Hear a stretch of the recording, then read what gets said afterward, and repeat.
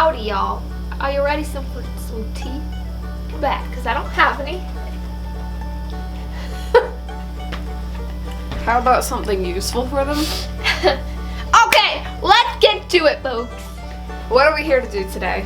Cook a snack. What kind of a snack? A ham snack. A ham? What? There's a ham snack. We ain't eating her. So cute. No ham snack. We're gonna make... So today we are going to teach you how to make a moon chunk. If I remember right, this pops up in more than one game. But today we are doing it for the game Trail of the Twister, partly because it's... Everyone hates it and we want to make people mad. Yeah, it's partly because everyone had a lot of feelings about this snack, and partly because it was also the food in the game that you actually did the most with, because you had to get one of these to catch the mice, to get them out of the house. Get out of our house. So we of course had to do some brainstorming and figure out what exactly does a moon chunk consist of. So combining the assorted clues that we picked up from the game, being that it's cheesy, the mice like it. Yes. The mice also like the piles of corn that are put everywhere, so we had a suspicion that it was made with popcorn, and so on. And it is a disc. Yes. I would not really call just cheese a disc. So we were kind of envisioning kind of like a rice cake, but with popcorn and cheesy. So today we're going to walk you through how to make one on your own. Oh, without us. And let's get started. You ready? I'm ready. We are going to take 1 bag of microwave popcorn and get that going. Ugh. And we're just doing plain flavor today. Plain old popcorn. Microwave it like you do microwavable popcorn. Next, you're going to need a small pot.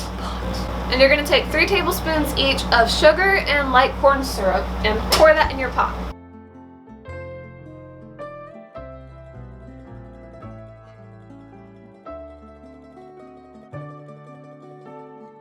We also want to add 2 teaspoons of water to our pot.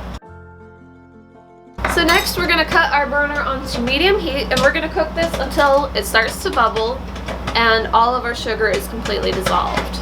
Go! Please.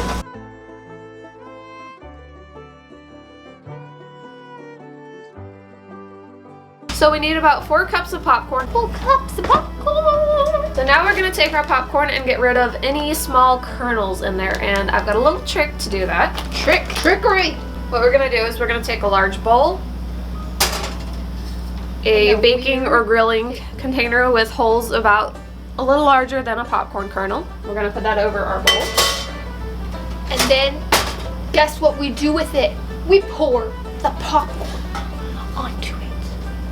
It's genius, I know. And yeah, we're going to pour our popcorn into the pan and shake it so all the kernels fall through.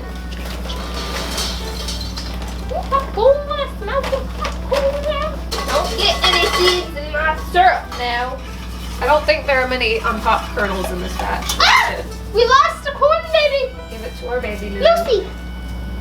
It's yum yum. So we have our kernels sifted out. I'm going to toss those and put the popcorn in this bowl. Alright, so our mixture has started to bubble. We're going to cook that for about 1 to 2 more minutes just to make sure that it really gets nice and hot, so that once it cools, it's going to get really thick and sticky and hold our popcorn together.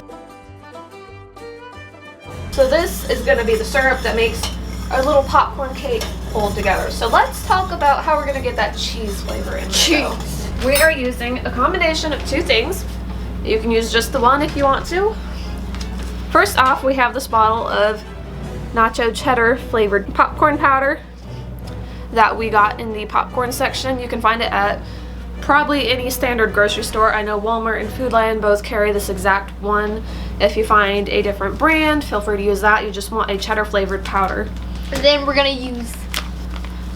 And we knew we wanted to use something like that because we do definitely get some snarky comments about the quality of the food products in the snack display at Paws. They're great quality. So we knew we needed something cheap and chemically.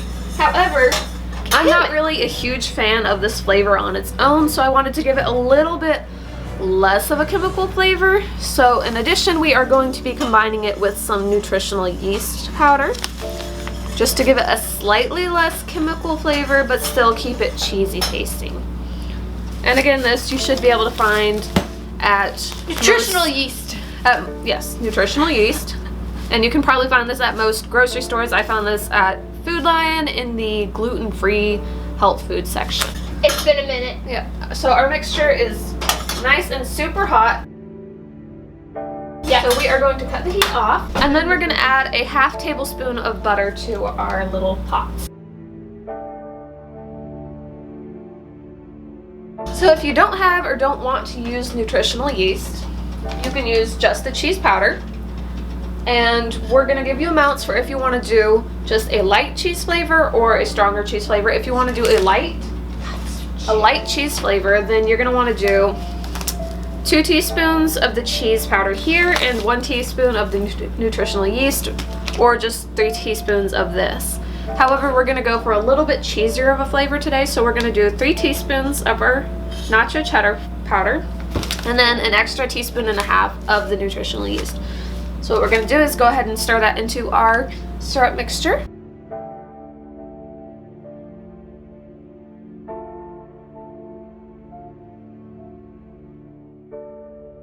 What? Orange. That's where we're getting our color from. You're going to stir that until your cheese powders are nicely blended in, and then as soon as you're done with that, we're going to pour it over the popcorn and stir that all together. That's definitely more than 4 cups of popcorn. I'm going to take a little out actually. Measure it, woman. So we've got it measured down to 4 cups, and we're going to go ahead and pour our cheese mixture over top while it's still warm.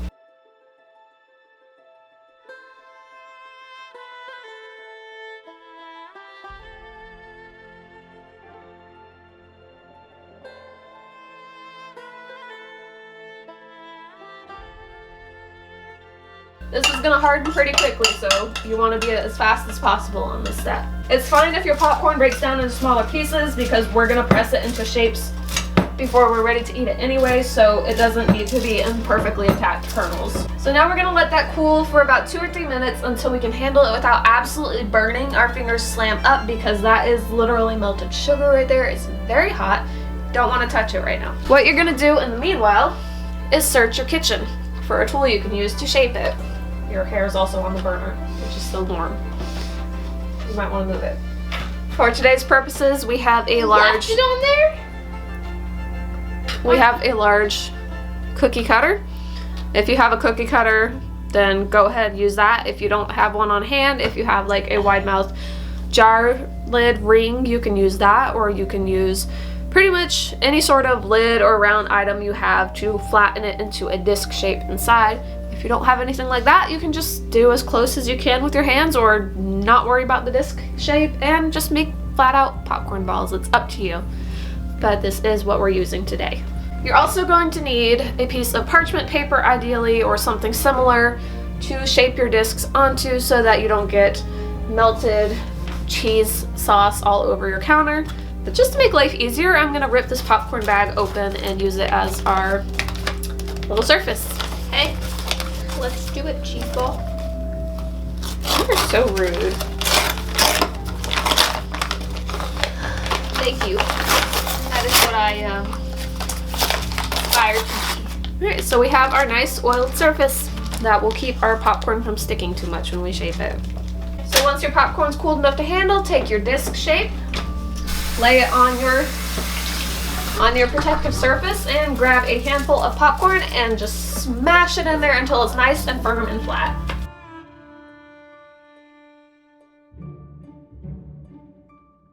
You have your first moon chunk. Oh my. And we're just going to repeat the process Oh my until we have shaped all of our popcorn into little discs.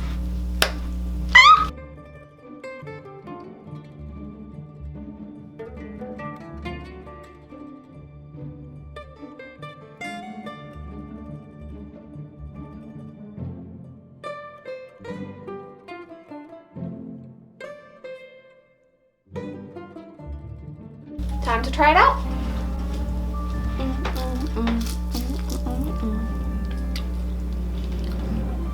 This does taste cheesy, but it's not an overpowering cheese flavor. If you want your moon chunk super cheesy, you can up it even further than the amount we used on the cheese powder.